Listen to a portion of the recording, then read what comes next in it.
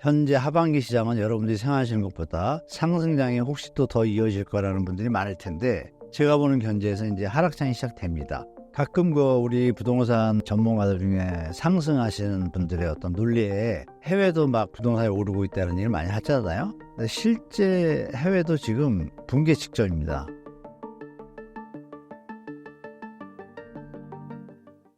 예, 안녕하세요. 저는 현장에서 한 15년, 교육 쪽, 대학 강의 쪽에 한 20 몇 년째 하고 있는 한문드라고 합니다. 명절 잘 세셨는지요? 추석 이후에 시장이 많이 변하고 있습니다. 그래서 우리 자산가나 무주택자 입장에서 미국의 금리 변동, 경기 침체 여러 가지 얘기들이 있는데요. 조금은 이제 보수적으로 시장을 보셔야 될 때가 된 것 같습니다.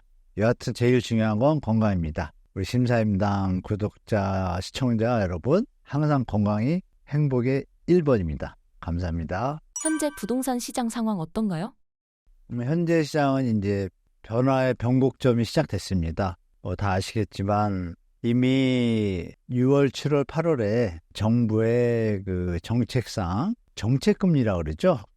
생애 최초 LTV 80%, 마음만 먹으면 살 수 있죠. 5억짜리면 1억만 있으면 사니까. 근데 대출 금리도 정책 금리라고 해서 소득 순위로 좀 다릅니다.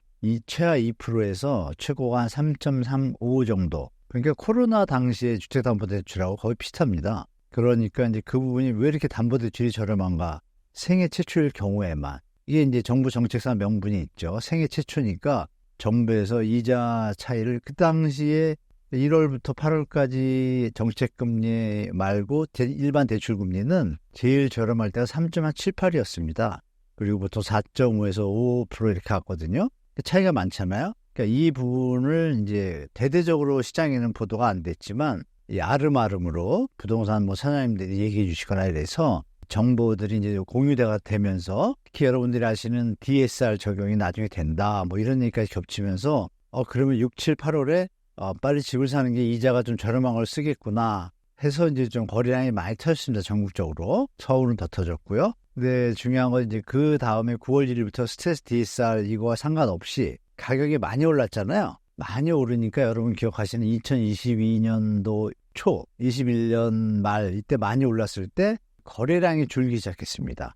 거래량이 준다는 신호는 뭐냐면 가격에 대한 부담을 소비자들이 느끼기 시작할 때 우리가 속칭 얘기하는 상승기의 임계점이라고 하죠. 거기가 되면은 거래량이 줄기 시작합니다. 왜?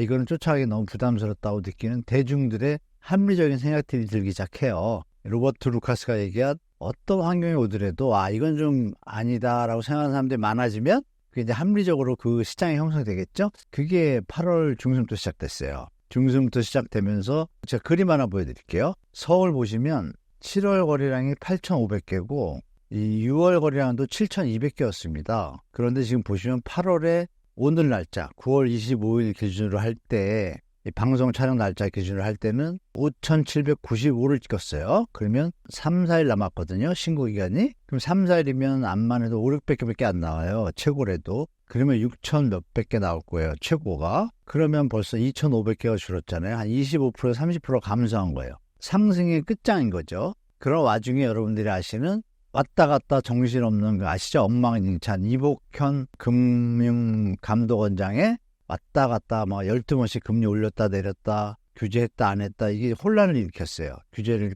강화했다 실수요자 보호자 왔다 갔다 했잖아요. 그게 이제 시장에 혼동을 줬습니다. 그리고 아시는 바와 같이 마지막으로 9월 1일부터는 DSR이 적용되니까 이미 할 사람들은 다 한 거예요. 그리고 원래는 8월에 마치고 9월 1일부터는 당연히 심리가 좀 죽겠죠. 그 와중에 미리 벌써 시장에는 가격에 대한 부담이 피로감을 느낀 소비자들이 이제 더 이상 다가서지 않는 그런 모습을 보이고 서울하고 지방하고 나눠서 얘기하면 서울이 불장인 반면에 지방은 그렇게 힘을 못 썼어요. 여전히 하향 횡보 속에서 조금 거래가 늘어난 정도 이렇게 시장이 되었습니다. 그래서 상반기 시장은 불장은 서울은 불장, 지방하고 광역시는 불장은 아니었고 수도권은 잠불 정도. 왜냐하면 수도권에서 과천하고 광명, 분당 일부 지역들만 올랐지 나머지 지역들은 그렇게 오르거나 이런 게 없었어요. 그래서 시장이 좀 차별화되어 있습니다. 그런 시장이 상반기 동안 이어졌고 하반기부터는 완전히 다른 시장으로 될 것 같습니다.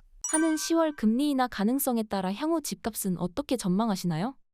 저는 일단 정부가 지금 규제에 대한 부분이 나왔잖아요. 우리 시청자분들이 아실 게 사실 얼마 전에 무디스에서 경고를 했습니다. 여러분들이 아시는 S&P하고 피치하고 무디스하고 이제 3대 모건 스탠리 뭐 이렇게 신용 평가사들 있잖아요. 이 평가사들 중에 무디스가 이제 낸 보고서도 시장에 영향을 많이 미치는데 한국은행의 신용 등급을 강등할 수도 있다라는 메시지 경고를 줬어요. 그게 무슨 의미냐면, 자, 은행이 신용이 등급이 강등했다는 얘기는 금융이 뭐 문제가 있다는 얘기잖아요. 금융 시스템에서 수익을 창출하는 데 있어서 아까 말씀드린 정책금리 있잖아요. 이게 1%의 갭이 생기지 않습니까? 아까 말 1에서 한 1.5% 생겨요. 그거를 우리가 낸 세금으로 대신 메꿔줘요. 그 이자 차익 보존이라고 하거든요. 그 부분에 대해서 그 영업행위, 은행에 진짜로 할 수 있는 거는 정상적인 기업 대출이라든지 이런 쪽을 해야 되는데 기업 대출은 잘 안 하고 가게만 갖고 자꾸 대출을 늘리니까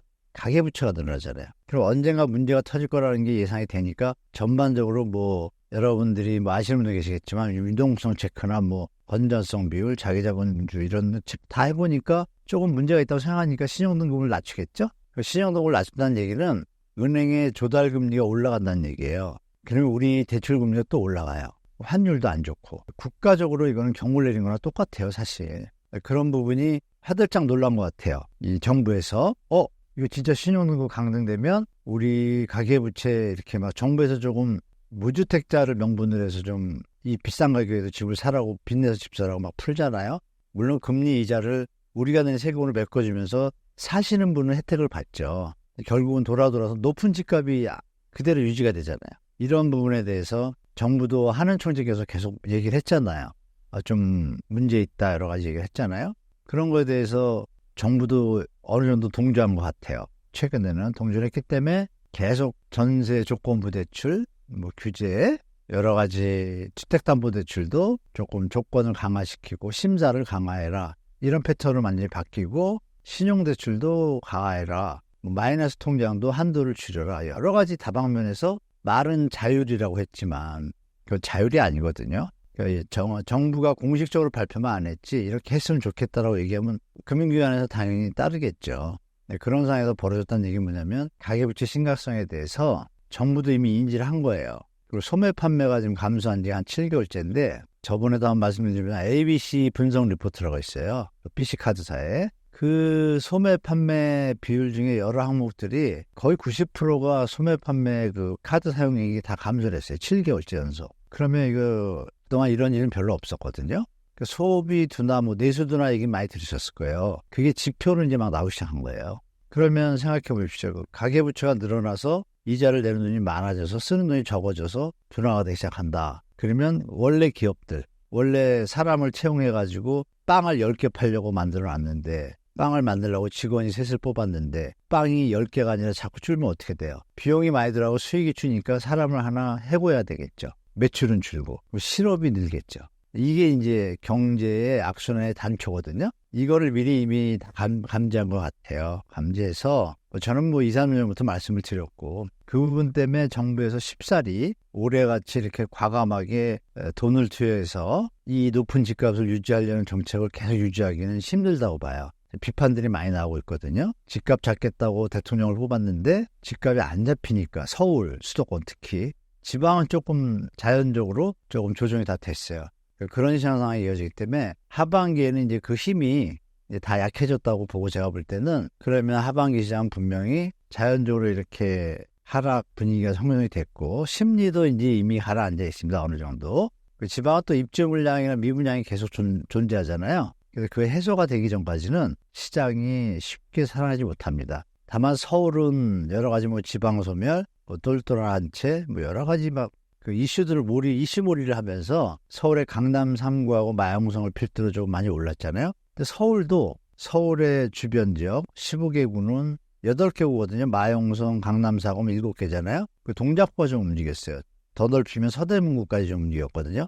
나머지 구들은 아니에요. 그럼 25개 구 중에 16개 구가 힘을 그렇게 많이 못 쓰고 있어요. 아직도. 노원구 같은 경우는 여전히 하락으로 해서 이어지고 있고 그리고 분명히 차별화 시장이 되어 있잖아요. 근데 언론은 여러분들이 아시는 것처럼 오르는 데만 나오잖아요. 이 분간을 잘 하셔서 유튜브 보시면서 시장 체크 잘 하시면 좋을 것 같고, 그러니까 하반기 시장은 결정적으로 이제 3기 신도시 공급에 대한 얘기가 또 나오기 시작할 거예요. 그러면 여러분이 생각하셔도 공급이 나오는 대로 얼마야? 이렇게 생각했죠? 분양가가 공개가 살짝 됐는데 지금 현재 시세보다 저렴합니다. 신축이고, 그리고 교통 좋고, 그런 부분이 시장에 분명히 영향을 미칠 겁니다. 제가 볼 때. 그래서 금리 인하 이런 부분도 쉽게 하지 못하겠다는 얘기들을 지금 하는 총재가 다 했거든요. 그래서 그 부분도 좀 이따 또 말씀드리겠지만 자세히 현재 하반기 시장은 여러분들이 생각하시는 것보다 상승장이 혹시 또 더 이어질 거라는 분들이 많을 텐데, 제가 보는 견제에서 이제 하락장이 시작됩니다.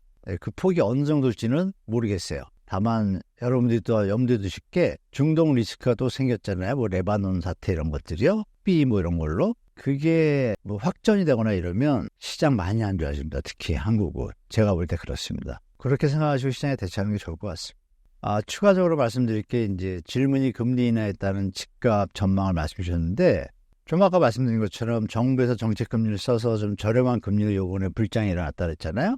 그 부분에 대해서 정부에 대해서 비판이 좀 생기다 보니까 정부도 이 정책 금리를 어디까지 할까, 생애 최초니까 좀 명분은 있어요. 근데 생애 최초 입장에서 말씀드린 게 금리가 낮더라도 집값이 높으면 부담하는 게 100이라고 할 때 집값이 낮으면 살 수가 있겠죠. 그러니까 금리가 낮아도 의미가 없으면 거래가 끊기겠죠. 그게 말씀드린 대로 8, 9월에 시작된 거고, 그러면 집값이 내려온다라고 하면 좀 사람들이 붙을 수가 있어요. 그러나 금리 인하에 대한 폭도 중요하죠.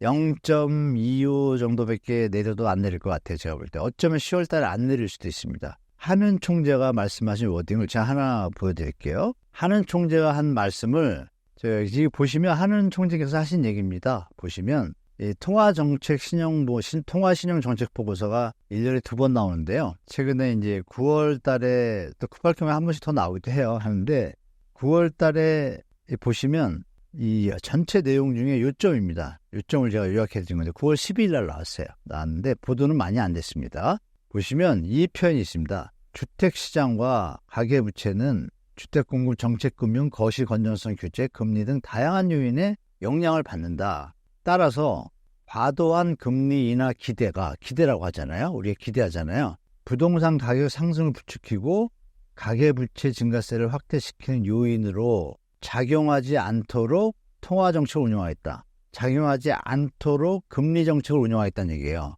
그러면 금리를 미국이 0.5 내린다고 우리도 내린다? 그거 아니란 얘기를 한 거고, 그러면 그 와중에 금리 정책을 갖다가 안 내릴 수 있다라는 여지를 둔 거예요. 이 말이. 이거를 한은 총재가 또 9월 24일 날, 9월 12일 보고서고요. 9월 24일 날 영국 파이낸셜 타임즈하고 인터뷰를 했어요. 며칠 안 됐죠? 어제예요, 어제인데 그 발표할 때 얘기 중에 예전에 한은 총재가 얘기한 거 기억나실 거예요. 서울 입시 위주의 문제가 지역 균형 발전을 해치고 있다. 구조 개선이 필요하다 이런 얘기만 했잖아요. 그 와중에 부동산의 구조적 문제를 또 다뤄요. 그 얘기 뭐냐면 부동산 가격이 안정되지 않으면 금리 정책을 함부로 안 쓰겠다는 얘기를 돌려서 한 거예요. 그러면 여러분이 기대하는 것보다 금리 인하가 쉽게 되진 않을 것이고, 되더라도 어쩌면 11월로 갈 수도 있어요. 여러분 생각해보세요. 만약 10월 달에 안 내린다고 가정할게요. 물론 정부에서는 자영업자하고 건설업을 위해 가지고 좀 내렸으면 하는 바람에 얘기했죠. 통화정책에는 정부가 개입하면 안 되잖아요. 근데 하고 있잖아요. 뭔가 묘합니다. 여기서 여러분들 판단할 게 뭐냐면 한은 총재가 8월부터 계속적으로 강하게 얘기하고 있어요. 정부에 대해서 구조조정을 요구한 것 같아요. 계속. 그런데 이복화 원장이나 김병완 위원장이나 또 최상목 총리의 패턴을 보면 옛날보다 규제를 완화해라 이런 분위기가 좀 약해졌어요. 단어가 안 나오고 정부 정책 대통령실 이쪽에서만 좀 나오는 거예요. 그러면은 우리가 기본으로 알고 있는 통화정책의 기본은 1번이 뭐예요? 한국은행법 제1조에 나옵니다. 한국은행의 운영 목적은 물가 안정이 1번이에요. 물가가 지금 2% 안 됐잖아요. 2.5%예요. 금리 인하를 하면 어떻게 되죠? 물가는 오르게 돼 있죠. 소비가 늘어나면서. 이 부분을 미리 스트레스 테스트를 다 하시면서 고민을 많이 하고 있는 것 같아요. 결정적으로. 그리고 소비가 좀 줄고 있다 그랬잖아요. 줄고 있으니까 수입하던 업체들도 수입 물량을 10개 들여놓은 걸 5개만 줄일 수도 있잖아요. 근데 갑자기 금리 인하로 유동성이 또 확대가 되면 순간적으로 또 그 물가가 칠 수 있는 부분이 있기 때문에 이걸 조율을 잘해야 되잖아요. 근데 부동산이 문제죠.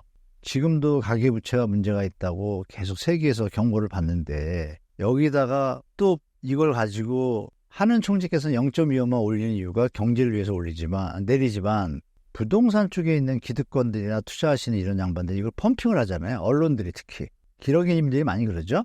그 부분이 시장에 잘못된 신호를 줄까 봐 고민을 많이 하는 게 여러 번의 기자회견이나 보고서에 다 나와 있습니다. 그 얘기는 뭐냐면 하는 총재가 칼을 뽑은 것 같아요. 제 개인적으로 생각은. 칼을 뽑았다는 게 뭐냐면 국가의 장기적인 미래를 위해서 더 이상 방치할 수 없다고 판단한 것 같아요. 하는 총재의 취임사를 여러분 기억하셔야 되는데 2022년도 초에 취임할 때 가계부채를 잡는 게 국가의 기본 그런 얘기들을 했어요. 그리고 두 번째가 구조조정을 해야 된다. 근데 구조조정을 한다고 여러분들 기억나시지만 새로운 정부가 들어와서 구조조정 한다고 열심히 했잖아요. 초반에. 근데 구조조정 됐나요? 안 했잖아요. 그러니까 하는 총재께서 이 구조조정이 없이 이렇게 계속하다가는 현재 데이터상 중소기업의 55%가 지금 한계기업이란 50% 이상이 한계기업. 그러니까 회사를 유지하면서 이자도 못 내는 거예요. 또 빚을 내야 되잖아요. 이게 크게 터질까 봐 걱정되는 거예요. 그러니까 여러분이 생각하실 게 뭐냐면 우리 경제 상황이 기득권이나 상류 10% 20% 중은 문제가 없지만 나머지 7, 80%가 무너지면 같이 무너지잖아요. 그런 거를 다 고민하고 있는 것 같아요. 제가 여기 쓴 것처럼 통화정책 신중모드 발언이 이렇게 써놨잖아요. 결정적으로 여기 그림을 보시면 수출 및 내수 전망이 이렇게 잡힙니다. 밝지가 않아요. 이렇게 튀어오른 건 잠시예요. 기저효과로. 그러면 중장기적으로 보면 2025년도 하면은 수출 내수 전망이 증가율이 거의 2, 3%밖에 안 되잖아요. 그럼 이 얘기는 뭐 점점점 여러분들이 생각하실 때 이게 저성장 국면이라는 그 모습이구나 이해될 거예요. 그러면 저성장에다가 고령화에다가 이것이 합쳐지면 이 성장 동력이나 경제 펀더멘탈이 많이 약해집니다. 약해지기 때문에 이게 지금 이런 말 있잖아요. 첫눈에 반한 사랑은 화끈하고 좋지만 좀 빨리 식기도 하고 스며드는 사랑은 처음엔 잘 모르지만 한번 완전하게 스며들면 영원히 헤어나지 못한다 그러잖아요. 그러니까 이게 이제 그런 맥락이에요. 좀 어울리는지 모르겠지만 자꾸 이게 뭔가 자꾸 다운되는 느낌이 드는데 이게 헤어날 길이 없으면 이해되시죠, 여러분? 그런 걸 좀 감안하셔서 금리 인하를 이렇게 예전처럼 코로나 때처럼 경제 위기가 오지 않는 한 내릴 수는 없는 상황이다. 이렇게 보시면 될 것 같습니다. 경기 침체에 대한 전망과 이것이 집값에 미치는 영향은 어떻게 보시나요? 가끔 우리 부동산 이렇게 전문가들 중에 상승하시는 분들의 어떤 논리에 해외도 막 부동산이 오르고 있다는 얘기를 많이 하잖아요. 근데 실제 해외도 지금 붕괴 직전입니다. 정확하게 이제 아다르고 어다른데 제가 미국 상황을 좀 말씀드리면 이렇습니다. 제가 얼마 전에 미국을 좀 다녀왔는데요. 모기지 렌더라고 있어요. 그러니까 대출만 전문으로 하시는 분. 미국 모기지를 많이 쓰잖아요. 집 살 때. 그런데 그분의 일감이 재작년 코로나 때보다 못하답니다. 지금 70% 정도 줄었대요. 70%면 거의 일이 없어진 거예요. 그죠? 근데 그분뿐이 아니라 변호사도 일이 60, 70% 줄었대요. 여기서 또 세무사 한 분을 제가 만났는데 이분도 또 똑같이 얘기하는 거예요. 자기가 한 100개 업체, 50개 업체를 관리를 하는데 그중에 5에서 15% 정도 원래 사람들이 많이 찾는 곳 있잖아요. 뭐 맛집 이런 것들. 이런 데들은 유지가 되고 있는데 나머지 60, 70%는 다 반토막 났다는 거예요. 매출이. 근데 그게 지금 미국의 경제 지표상으로는 잘 안 보이잖아요. 그러니까 이 부분이 그럼 소매 판매가 PC라고 개인 소비 지출 가격 지수라는 게 있는데 그게 잘 안 내려오는데 여기 실제로 매출은 없단 말이에요. 그러면 어느 부분에서 많이 쓰고 있나를 우리가 체크해야 되는데 그래서 이제 그분들 미국 분들 얘기가 경제 침체가 이미 우리는 왔다고 느낀다. 예전하고 똑같다. 경제 위기를 뭐 2001년, 2008년 이때하고 너무 똑같다는 거예요. 내용이. 그 전조현상하고 똑같은데 차이점이 하나 있대요. 뭐냐면 슬로우 다운, 천천히 그 모습이 나타나서 야 이거 터지겠구나 이렇게 생각한다는 겁니다. 그러니까 우리가 보는 그러면 여기서 생각해보면 미국이 갑자기 0.5를 왜 낼까요? 경제가 좋은데 그죠 여러분? 경제가 좋으면 인플레이션이 생길까 봐 금리를 올려야 되는 거예요. 좋다고 얘기는 하는데 뭔가 보이는 거예요. 지금 제가 말씀드린 거랑 연결이 되죠? 이거는 발표는 안 했지만 뭐 고용지표에서 뭐 80만 명, 100만 명만 미스 나고 막 그러잖아요. 통계 트릭이라는 얘기가 자꾸 나와요. 그래서 이제 미국 분들의 얘기는 전부는 아닙니다. 캘리포니아주니까. 캘리포니아주 한 주라고 생각하시면 안 되는 게 캘리포니아가 4천만입니다. 인구가. 캘리포니아 전부가 다 경제 그 침체가 올 거라고 다 보고 있다는 겁니다. 일반 우리 시장에 참여하신 분들이. 그 변호사분이 또 특이한 답변을 주셨어요. 뭐냐면 해리스나 트럼프가 대통령이 될 때 양상이 좀 다를 텐데 트럼프가 되면 좀 막 전쟁 뭐 우크라이나 지원도 안 하고 돈 줄이고 버는 거 신경 쓰니까 좋아지지 않겠냐 그랬더니 답변이 뭐냐면 누가 돼도 일단 뚜껑을 한번 열려야 돼요. 이렇게 얘기를 하는 거예요. 그 표현이 함축하는 의미가 너무 큰 거예요. 대선 때문에 이걸 꽉 흔들고 가고 있다는 느낌이 좀 들어요. 제 생각입니다. 제가 듣기. 참고하시고 미국이 0.5를 내렸다는 이유가 왠지를 우리가 생각해 보면 경제가 좋아서 내렸을까요? 아닐 수도 있다는 것도 우리가 염두에 두면, 그리고 여러 가지 그 경제 침체 위기의 시그널 6가지 중에 6가지가 지금 다 해당돼요. 되기 때문에 최소한 경제 둔화는 올 겁니다. 그럼 경제 둔화가 오면 어떻게 돼요?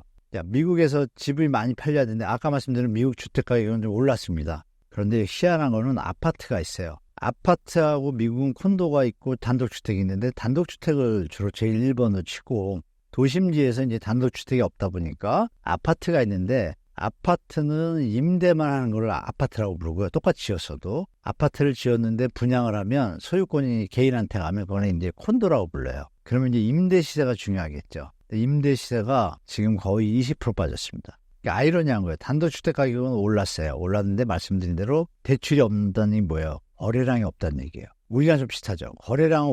가격은 올랐는데 거래가 줄는 거예요. 살 사람이 없는 거죠. 요 묘한 상황이 지금 미국 시장이에요. 그래서 올라간 것 같지만 안에 좀 문제가 있는 구조죠. 올라가면서 밑에서 계속 사줘야 하고 거래량이 붙어줘야 가잖아요. 그 상황이 아니란 얘기고, 그러면 순간적으로 어느 리스크가 오게 되면 충격이 있으면 사람들이 심리잖아요. 부동산도 심리라고 하잖아요. 그런 질문에 대해서 답변이 이어질 겁니다.